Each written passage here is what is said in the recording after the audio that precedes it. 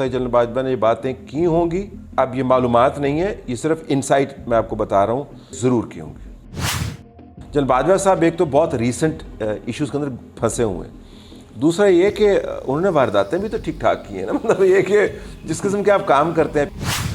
बाजवा साहब अपने बड़े ओहदे की बात की तो पहली मरतबा नहीं है कि बड़े ओहदे के ऊपर कोई छोटा आदमी फायज हुए। जिसके भी पास है मशवानी को नहीं उठाना चाहिए, ये मैं आपको बिल्कुल वाज़ेह अंदाज से बता रहा हूँ। मशवानी के बारे में उस वक्त तक ख्याल ये था पीटीआई के अपने बयान के मुताबिक कि वो इदारों के पास है, और एक दो ट्वीट्स के अंदर कहा गया कि उनके फ़ोन जो है वो चेक हो रहे हैं। हुकूमत के इंतखाबात नहीं चाहती, मैं आपको बता देता हूँ, क्योंकि वो इंतखाबात हार जाएंगे। मैं तो कहता हूँ कि अगला प्राइम मिनिस्टर आप इमरान खान को बना दें, बिल्कुल बना दें, और मैं तो बल्कि कहूँगा कि हम सबको इमरान खान को वोट करना चाहिए।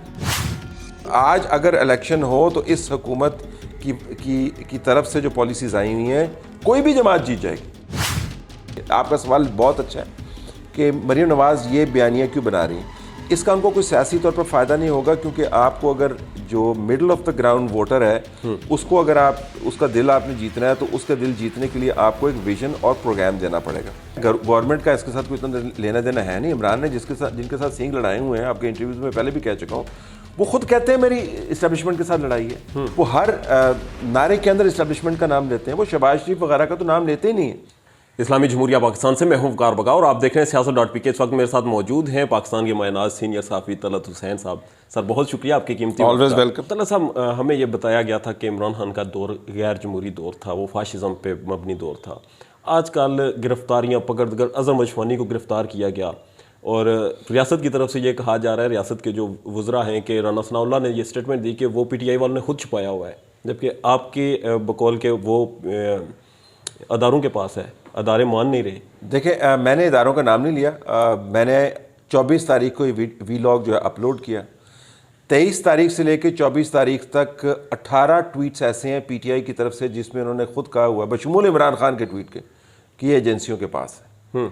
एक ट्वीट जो मैंने कोट किया अपने वीलॉग के अंदर, वो नून लीग की तरफ से है, जिसके अंदर उन्होंने कहा गया कि ये इदारों के पास हैं और ये वो फातिमा नामी कोई खातून थी, उनका अकाउंट चला रहे हैं। मैंने इन दोनों चीज़ों को कोट किया। अच्छा, अब कमाल ये है कि जो इमरान खान ने कहा है 23 तारीख को, या जरताज गुल ने कहा है, या और लोगों ने कहा है, जिसमें वो कह रहे हैं कि इन लोगों के पास है, उनके ऊपर फोकस नहीं है, और ये एक मुकदमा बनाया जा रहा है जी कि इसको पता है कि मशवानी फवाद चौधरी कहते हैं कि तलत हुसैन ने ये कहा है कि इस पे ये अदारों। देखिए, अगर आप फवाद चौधरी की बात पे यकीन करेंगे तो फवाद चौधरी के उन ट्वीट्स पर भी यकीन करें जो अभी भी उनके टाइमलाइन पे पड़े हुए हैं, जिसके अंदर वो पीटीआई के लोगों के बारे में क्या क्या कहते हैं। ऐसी बातें कहते हैं कि जो मैं आपकी वेबसाइट के ऊपर, बावजूद उसके कि मुझे पता है सेंसर हो जाएंगे, होने चाहिए, मेरी वेबसाइट पे भी सेंसर हो जाएंगे, मैं नहीं दोहरा सकता।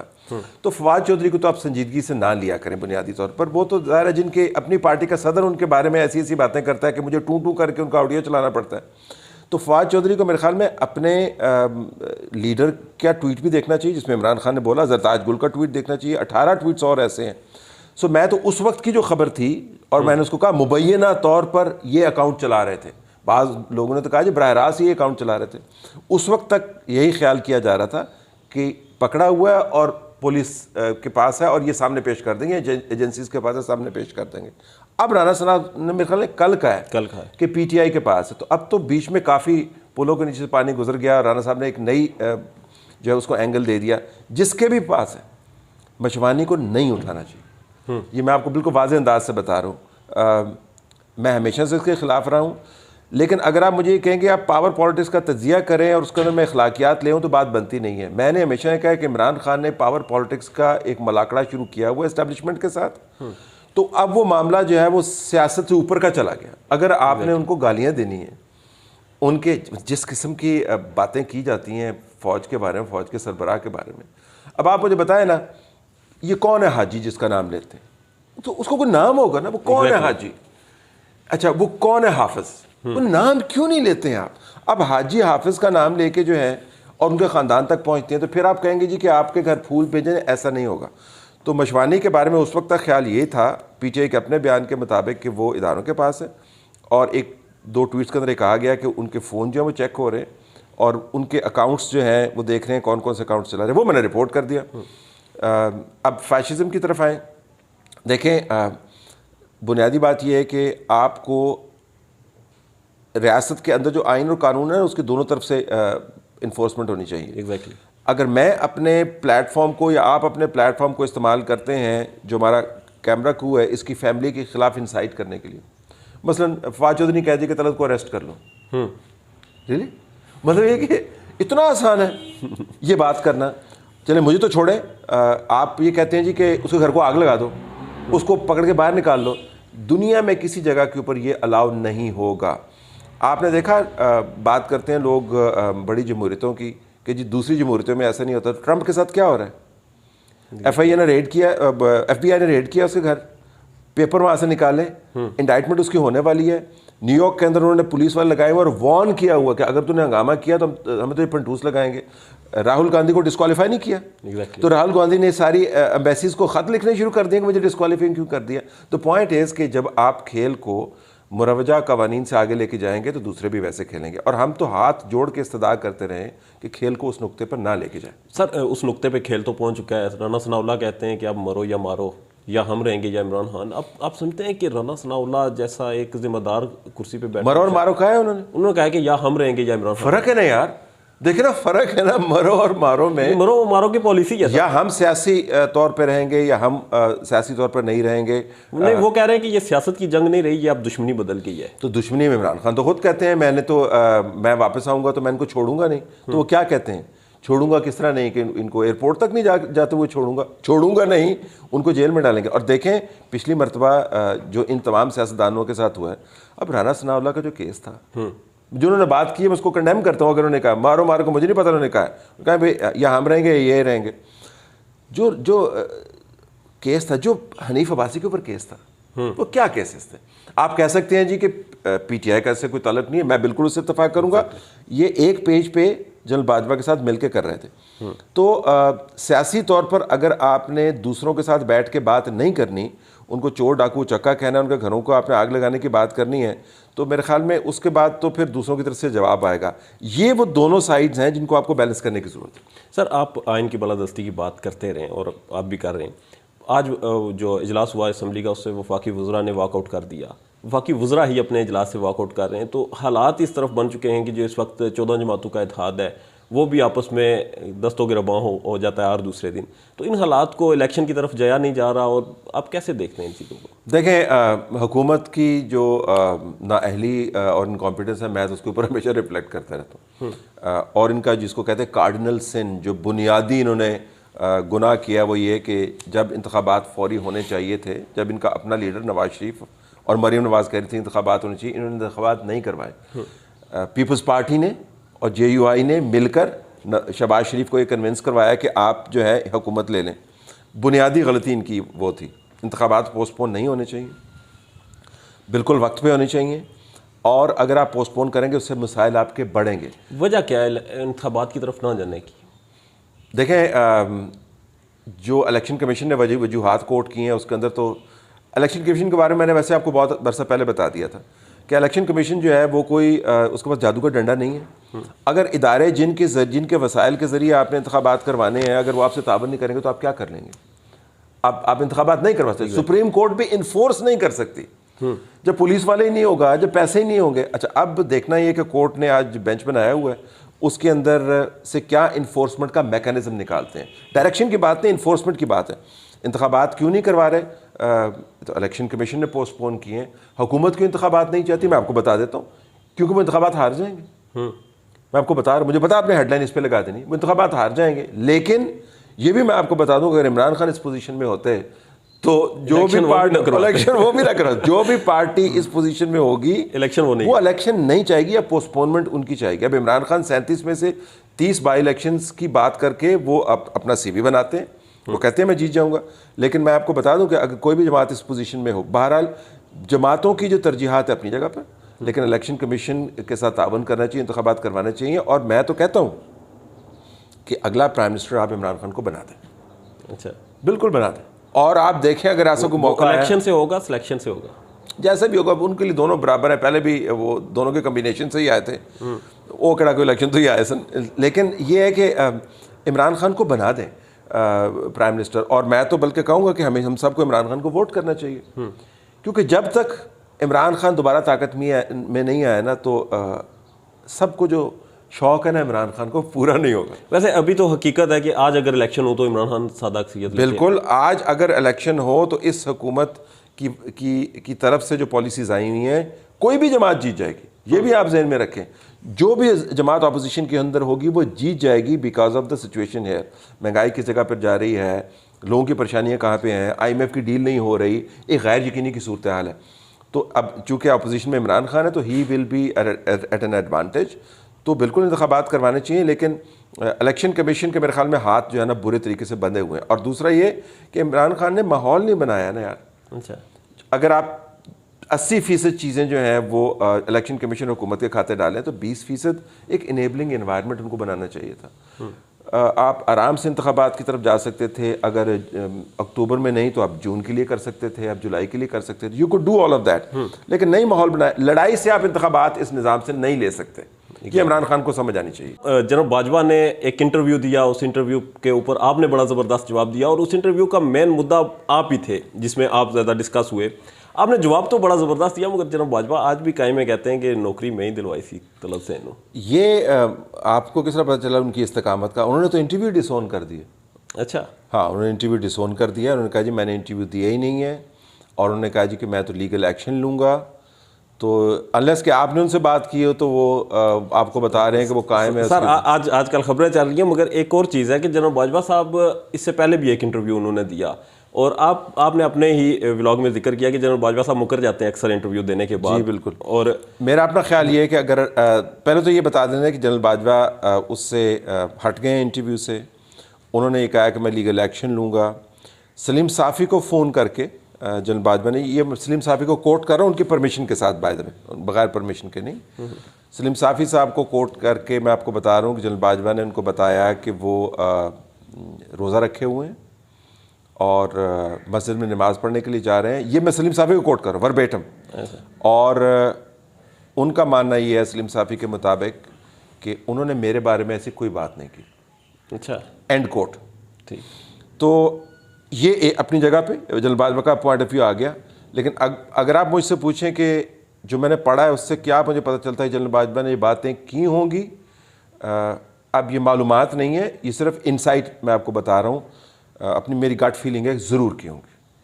سر ایک چیز میں سمجھنے کی کوشش کرتا ہوں, جناب باجوہ صاحب پاکستان کے ایک بہت بڑے عہدے پہ رہے, ایک پاکستان کی فوج کی کمان انہوں نے سنبھالی, اور جب جانے کے بعد پھر کیا ضرورت پڑتی ہے کہ آپ کو بیانیہ بنانا پڑتا ہے, آپ کو انٹرویوز دینے پڑتے ہیں, آپ چل لیں گے آپ بقول ان کے کہ وہ گمنامی کی زندگی گزاریں گے, تو گمنامی کی زندگی گزاریں کیوں؟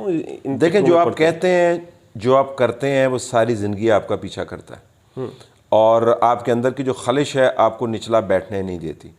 ہم نے تاریخ میں دیکھا ہے بہت کم لوگ ایسے ہیں جنہوں نے حقیقی گمنامی کی اور عزت کی زندگی گزاری. اس کے اندر مجھے عبدالحفیظ کاکڑ صاحب یاد آتے ہیں. وہ آئے, انہوں نے حالانکہ چینج لے کے آئے, پولیٹیکل صدرس کو بھی نکالا, پرائم منسٹر کو بھی فیسیلیٹیٹ کیا, نکالا ان کو, نواز شریف کو, غائب ہو گئے. جہانگیر کرامت موجود ہیں. جنرل باجوہ صاحب ایک تو بہت ریسنٹ ایشوز کے اندر پھنسے ہوئے ہیں. دوسرا یہ کہ انہوں نے وارداتیں بھی تو ٹھیک ٹھاک کی ہیں نا, مطلب یہ کہ جس قسم کے آپ کام کرتے ہیں, پھر جب ان کے اوپر اٹیک آتا ہے, اب ان کے پاس پرانے ٹولز اویلیبل نہیں ہیں, ISPR اویلیبل نہیں ہے, میڈیا کے اندر جو ہے وہ مثبت رپورٹر اویلیبل نہیں ہے, جو مثبت رپورٹر تھے وہ منفی رپورٹر میں تبدیل ہو گئے ہیں, جو ان کے مثبت تھے. ہاں, جو 5th جنریشن تھا وہ 6th جنریشن کے اندر کنورٹ ہو گیا ہے. تو اب جواب جب آپ کو دینا پڑتا ہے اور یہ ٹولز اویلیبل نہیں ہوتے تو بہت خلش ہوتی ہے اندر. تو باجوہ صاحب اپنے بڑے عہدے کی بات کی, تو پہلی مرتبہ نہیں ہے کہ بڑے عہدے کے اوپر کوئی چھوٹا آدمی فائز ہوئے. پاکستان کی تاریخ میں بہت ساری مثالیں موجود ہیں. تو جنرل باجوہ جو تھا, میں آئی اسٹل بلیو کہ وہ چوتھے نمبر پر تھے, چوتھے نمبر کے ہی قابل تھے, پہلے نمبر والے نہیں تھے. اور اب الفاظ جو ہیں ان کا قبر تک پیچھا کریں گے. جو دیکھیں you can't live your what you do to other people. اور دوسرا چھوٹے اسکیل کے اوپر اگر میرا آپ کا کوئی ذاتی لین دین کا معاملہ ہو, یا ذاتی معاملات ہوں, یا رشتہ داری کا معاملہ ہو, تو ہمارے حلقہ احباب تک محدود رہے گا. جب آپ ایک ملک کے اندر بھونچال نما کام کرتے ہیں, تجربات کرتے ہیں, انتخابات کو آپ مبینہ طور پر رگ کرواتے ہیں, تو پھر آپ یہ سمجھیں کہ آپ خاموشی کے ساتھ چلے جائیں گے. بہت سارا انجسٹس ہے ملک کے اندر, اتنا انجسٹس نہیں ہے کہ اتنے آسانی سے آپ نکل جائیں. سر ہم نے ماضی میں دیکھا مسلم لیگ نون کی کمپین جو ہوتی تھی وہ یہ تھی کہ ہم نے موٹر وے بنایا, ہم نے یہ پروجیکٹ لایا, یہ کارکردگی تھی, مہنگائی ہم کہاں سے کہاں لے گئے, پیٹرول پرائسز, ہر چیز کو انہوں نے گرا. آج مریم نواز جلسوں میں کھڑی ہوتی ہیں اور کارکردگی کے بجائے عمران خان کو گالیاں دیتی ہیں, یہ چور, یہ فراڈیا, یہ بدماش. کیا ہو رہا ہے؟ دیکھیں یہ وہی الفاظ کی باز گشت ہے جو عمران خان ان کی طرف بھیجتے ہیں تو وہ آگے سے واپس بھیج رہی ہیں. تو اگر آپ نے میچ ہی ایسا شروع کر دیا ہے کہ آپ ان کو چور, اچکا, ڈاکو اور یہ کہیں جی کہ بار بار وہ میرا نام کیوں لیتی ہیں کہ اس کا میاں ناراض نہ ہو جائے, یہ کوئی باتیں کرنے والی تھیں. تو اب ذرا اس کا جواب آئے گا. اب جس کا بس چلے گا وہ پھر پاکستان کی ایک بڑی افسوسناک صورتحال ہے کہ پاکستان کی سیاست اس وقت گالیوں اور تو تکرار پہ ہی چل رہی ہے, پر تک محدود ہو کے رہ گئی ہے. پہلے بھی تھی اس کے اندر, محدود ہو کے رہ گئی ہے. آپ کا سوال بہت اچھا ہے کہ مریم نواز یہ بیانیاں کیوں بنا رہی ہیں. اس کا ان کو کوئی سیاسی طور پر فائدہ نہیں ہوگا, کیونکہ آپ کو اگر جو middle of the ground voter ہے اس کو اگر آپ اس کا دل آپ نے جیتنا ہے تو اس کا دل جیتنے کے لیے آپ کو ایک ویژن اور پروگرام دینا پڑے گا. لیکن مریم جو ہے وہ اپنا انڈیسائسو ووٹر کو اپیل نہیں کر رہی, وہ اپنی ہارڈ کور کنسٹیچوئنسی کو اپیل کر رہی ہیں جس نے اتنے عرصے گالیاں کھائی ہیں کہ وہ کہتے ہیں جی کہ اور کچھ نہ کرو, چلو آٹا نہ دیو, انہوں نے جواب سے دیو. تو میرے خیال میں مریم نواز جو ہے وہ اپنے جو ہارڈ کور کنسٹیچوئنسی ہے اس کو اپیل کر رہی ہے, اس کو موٹیویٹ کر رہی ہے, اس کا کیتھارسس کر رہی ہے. جس طرح میں نے کہا کہ اس کا بہت لمیٹڈ فائدہ ان کو ہوگا, یہ کوئی بہت ویژن والی بات نہیں ہے. لیکن الیکشن کے قریب آپ دیکھیں گے کہ شاید وہ بہت ساری باتیں جو ہیں جو ماضی کی 2018 سے پہلے کی وہ دہرانا شروع کر دیں, لیکن ان کی بریک لگ جاتی ہے. خاقان عباسی تک وہ ختم ہو جاتے ہیں, پھر اس کے بعد عمران خان, پھر شہباز شریف کی حکومت کی وہ بالکل بات نہیں کرتے, کیونکہ ان کے پاس کوئی ٹاکنگ پوائنٹس موجودہ حکومت کے حوالے سے ہیں نہیں. Exactly sir, Maryam bibi ایک اور چیز کہتی ہیں اور وہ اکثر کہتی ہیں کہ عمران خان لاڈلا ہے. آپ سمجھتے ہیں کہ اس وقت 14 جماعتوں کی مخالفت اور ساری مشینری کی فیس کر کے پھر بھی عمران خان اگر فیلڈ میں ٹکا ہوا ہے اور عوام میں مقبولیت بڑھتی جا رہی ہے تو کسی کا واقعی لاڈلا ہے؟ دیکھیں وہ عدالتوں کے زاویے سے کہتی ہوں کہ مجھے نہیں پتا وہ کیوں کہتی ہیں, ان کا اپنے تجربات رہے ہوں گے. عمران خان پروجیکٹ چلا پاکستان کے اندر, اب جنہوں نے چلایا وہ خود مان رہے ہیں. عمران خان نے خود انٹرویوز کے اندر بتایا کہ کس طریقے سے کام ہوتے تھے, وہ خود کہتے ہیں میرے پاس طاقت نہیں تھی. اچھا جب وہ مشکل معاملات آتے ہیں وہ کہتے ہیں میرے پاس طاقت نہیں تھی, جب وہ کریڈٹ لینے کی باری آتی ہے تو کہتے ہیں سارا کام میں نے کیا تھا. بہرحال ایک جنرل فیض, جنرل باجوہ, عمران خان اور آصف غفور کے نیچے ISPR, یہ ایک نیٹ ورک تھا. اس کے بعد پرائیویٹ میڈیا اونرز تھے اور جو کمپلائی نہیں کرتے تھے ان کو پھر دورے رسید کیے جاتے تھے. یہ عمران خان پروجیکٹ تھا. تو میرے خیال میں ایک تو وہ ہینگ اوور ہے مریم کا, ان کو پتہ ہے کہ عمران خان کو کیسے لاڈلے پن کے ساتھ ٹریٹ کیا گیا تھا. دوسرا کورٹس کا معاملہ, اگر آپ یہ کہیں کہ کورٹس میں عمران خان کے خلاف جو کیسز ہیں وہ بہت زیادہ ہیں, اس میں میرا یہ ہوگا کہ جتنی آپ وائلیشنز کریں گے نا تو اتنے ہی کیسز بنیں گے نا. یہ تو نہیں ہو سکتا آپ کہیں کہ یار 1986 میں میرا چلان ہوا تھا, 2023 میں میرا چلان نہیں ہونا چاہیے تھا. تو جتنی آپ وائلیشنز کریں گے چلے اس میں کیا, اگر آدھے کیسز بھی فیک ہیں یا پولیٹیکلی موٹیویٹڈ ہیں یا 90% کیسز بھی موٹیویٹڈ ہے تو باقی کو 10% تو کچھ گڑبڑ ہوگی نا. تو اس میں سے عمران خان کو جس سوئفٹنس کے ساتھ عدالتوں میں سے ریلیف ملتی ہے, میرے خیال میں وہ لاڈلے کا حوالہ وہ دے رہی ہیں.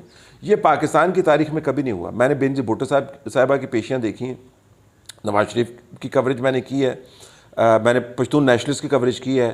یہ سائٹس ہم نے کبھی نہیں دیکھی جس کے اندر کورٹس جو ہیں وہ ایسے آپ کو ٹریٹ کریں کہ جیسے شکر الحمدللہ آپ ہمارے مہمان بنے ہیں. مہمان بھی نہیں بنے, دروازے تو بس گڈی کڈی گئے, پھر تجھے واپس چلے گئے. میرے خیال میں لاڈلے پن کا یہ وجہ ہے, یہ الزام لگا رہی ہیں. بہرحال سر آخر میں مجھے یہ بتا دیں, عمران خان پہ آج بھی ان کی عدالت میں آمد تھی اور پیمرا نے پابندی لگا دی کہ لائیو نہ دکھایا جائے.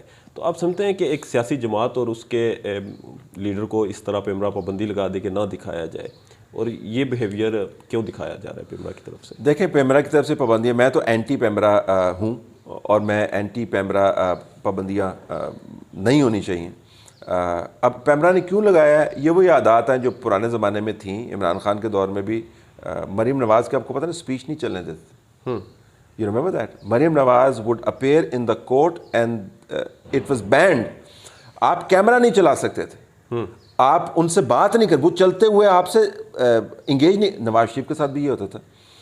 تو اب بنیادی بات یہ ہے کہ جو آپ کرتے رہے ہیں تو آپ نے اداروں کو اس کی عادت ڈالی ہوئی ہے. پیمرا ہم کہہ سکتے ہیں کہ جو بھی موجودہ گورنمنٹ ہوتی ہے اس کے گھر کی لونڈی بن کے بیٹھ جاتا ہے اور اس کے احکام مانتا ہے. یہ اب آپ کا سوال ہے. وہ ایسا ادارہ ہے جو پالیسیز کو انفورس کرتا ہے. پیمرا کے بارے میں ہمیشہ سمجھتا ہوں کہ اس کو کانٹینٹ ریگولیٹ نہیں کرنا چاہیے, مارکیٹ ریگولیٹ کرنی چاہیے, جو ان کا اوریجنل مینڈیٹ ہے. لیکن آپ نے دیکھا ماضی میں بھی ایسے استعمال ہو اور ابھی بھی ہو رہا ہے. لیکن پی ٹی آئی کی تو وہ کہتے ہیں ان کو ضرورت نہیں ہے وہ. لیکن آپ مجھے یہ بھی بتائیں تو پی ٹی آئی جو ہے اپنے جلسوں کے اندر انڈیپینڈنٹ میڈیا کو کیوں نہیں آنے دیتی؟ وہ ایک بیم سے, اپنی ایک بیم سے وہ ساروں کے ساتھ فیڈ کیوں شیئر کرتی ہے؟ وہ دوسروں کے ڈرون کیوں نہیں اڑنے دیتی؟ وہ دوسروں کے ڈی ایس این جیز کیوں نہیں رکھنے دیتی؟ تو دیکھیں نا, تو دونوں طرف آپ نے سینسرشپ لگائی ہے. اپنا جلسہ کور ہوئے تو صرف ساڈا ویژول دکھاؤ, دیجیے اسی آئیے تو سارے ویژول دکھاؤ. پھر اس طرح تو نہیں ہوتا نا. سر آخر میں مجھے یہ بتا دیں, پکڑ دکڑ طاقت کا استعمال اور یہ جو اس طرح کا ایک بیہیویئر دکھایا جاتا ہے, تو اس سے کیا عمران خان کو روک پائیں گے, مقبولیت کم ہو پائے گی, یا پھر اس گورنمنٹ کو کیا حاصل ہوگا ان چیزوں؟ دیکھیں, ایک تو میں نے آپ کو بتایا گورنمنٹ کا اس کے ساتھ کوئی اتنا لینا دینا ہے نہیں. عمران نے جن کے ساتھ سینگ لڑائے ہوئے ہیں, آپ کے انٹرویوز میں پہلے بھی کہہ چکا ہوں, وہ خود کہتے ہیں میری اسٹیبلشمنٹ کے ساتھ لڑائی ہے. وہ ہر نعرے کے اندر اسٹیبلشمنٹ کا نام لیتے ہیں. وہ شہباز شریف وغیرہ کا تو نام لیتے ہی نہیں ہیں. اور ان کو جو تنقید کا نشانہ بناتے ہیں یا ان کو جو گالی نکالتے ہیں, وہ تو پرانی گالیاں نکالتے ہیں. تو وہ تو ان کی پرانی عادت ہمیشہ سے نکالتے آ رہے ہیں. تو یہ پکڑ دکڑ پاور پالیٹکس کا حصہ بن گئی ہے. عمران خان کا خیال ہے کہ وہ دبڑ گسڑ کے ساتھ, وہ پاور شو کے ساتھ, وہ اسٹیبلشمنٹ کے ساتھ انگیجمنٹ کر پائے گا. اسٹیبلشمنٹ نے فی الحال تو کروائی ہوئی ہے ٹھنڈ. اب یہ دیکھنا ہے عمران خان کو وہ کس لیول کے اوپر ایسکیلیٹ کرتے ہیں. ابھی انہوں نے ایمبیسیز کے ساتھ انگیج کرنا شروع کیا ہے, پاکستان کے اداروں کے اوپر سینکشنز کی بات کر رہے ہیں. میں سینکشنز کا لفظ کیوں استعمال کر رہا ہوں؟ جب فواد چودھری یہ کہتا ہے فورن ایمبیسیز کے نمائندگان کو اور ایکسپیٹ کمیونٹی کو کہ آپ فلاں پولیس والے کا ویزا کینسل کر دیں, یہ ڈپلومیٹک سینکشنز کے زمرے میں آتا ہے.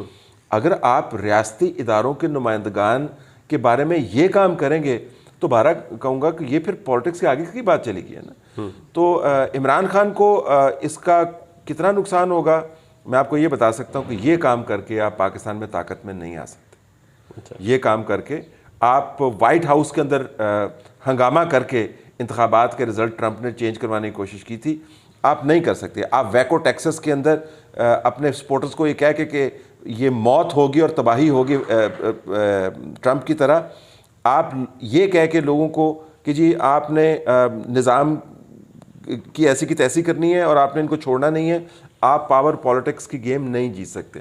واپس آپ نے ٹیبل پہ آنا ہے, جہاں پہ شہباز شریف بیٹھا ہوگا بات چیت کے لیے, جہاں پہ مولانا فضل الرحمان بیٹھا ہوگا, جہاں پہ آصف علی زرداری صاحب بیٹھے ہوں گے, جہاں پہ ANP بیٹھی ہوگی, پختونخوا ملی عوامی پارٹی بیٹھی ہوگی, دوسرے لوگ بیٹھے ہوں گے. That is the table where you have to go to. لیکن اگر آپ نے T20 کسی اور میدان میں کھیلنا ہے تو ادھر تو گیم پھر اس طرح ہی ہوتی ہے. اور اگر سیاستدانوں سے کھیلنا ہے تو ٹیبل ٹاک اس کے لیے you have to go back to the table. اور اگر عمران خان اس وقت ٹاکس سنجیدگی سے کرتے تو میں آپ کو یقین دلاتا ہوں یہ جون جولائی کے اندر انتخابات ہو جانے تھے اور دوبارہ وہ طاقت میں آ جاتے. ہو جاتا. اگر ڈسکوالیفائی نہ ہوتے تو ہو سکتا ہے. بہت شکریہ sir. Thank you very much.